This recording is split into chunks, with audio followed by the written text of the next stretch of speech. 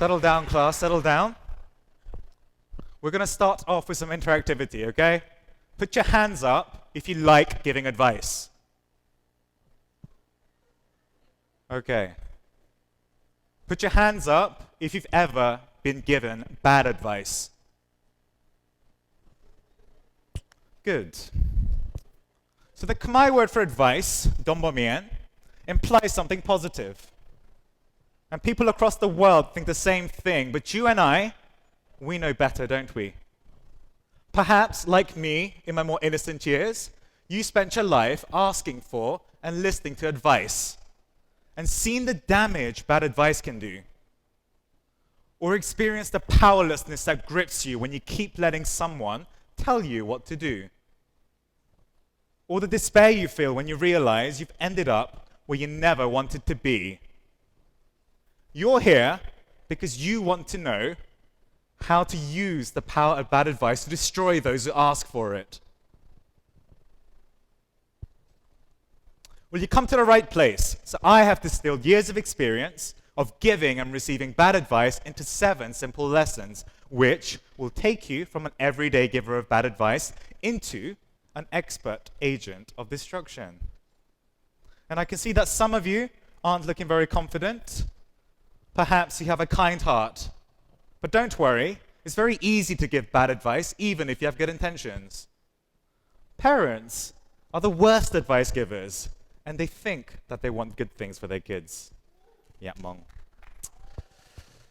We can work on turning your kind heart cruel another time, but for now, on to the lessons. Lesson number 1, give advice based off anecdotal evidence. It worked for me, so it'll work for you. And make sure it goes against data-backed evidence and research. Number 2, we have to bring your arrogance and your ego, and this will come quite naturally to many of you. We need to believe that we know better than the person asking for advice about their situation and about what will make them happy. You know, like parents always say they do. Number 3, and this one is really easy, give advice when no one's asked you for it. Just give in to your natural temptations. And if you need inspiration, just think of that annoying family member who always has something to say about your life. Number 4, pick something that sounds like it could be true. Something that's so commonly said, but it's actually completely stupid. Like this advice, I'm sure we've all heard before. You need to stay in that job for at least 1 year, otherwise companies will never hire you again. Number 5, pick an area that you're not qualified to speak about. So for example, I'm a straight male, so I will go find female empowerment groups or LGBT rights groups and tell them how to do their jobs from a straight male perspective.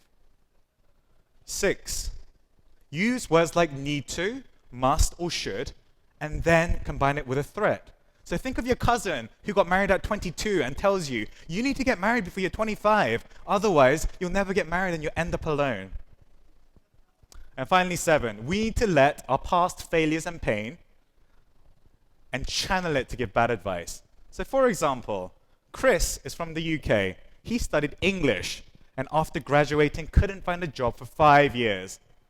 Now he moved to Cambodia, he's teaching now, and he tells the Cambodian kids, don't study English, you'll never get a job. And what's great here is that he is using his own inadequacy and using it to give bad advice.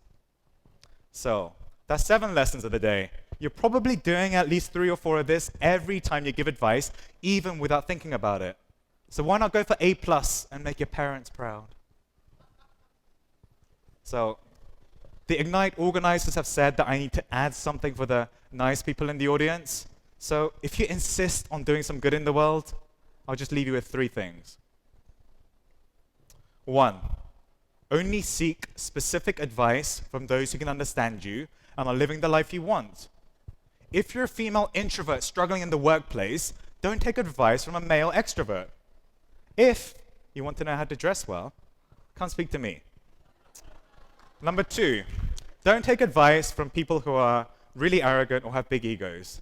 It will never be about you, it will only be about them. And these people will use I statements a lot. I think this or I did that. And finally 3, just stop taking advice. Instead, seek information and perspectives. You know more than you think, or at least some of you do.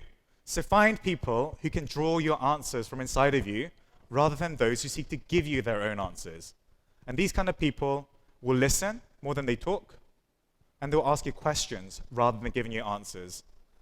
And the world would be a better place with fewer advice. How awful. Class dismissed.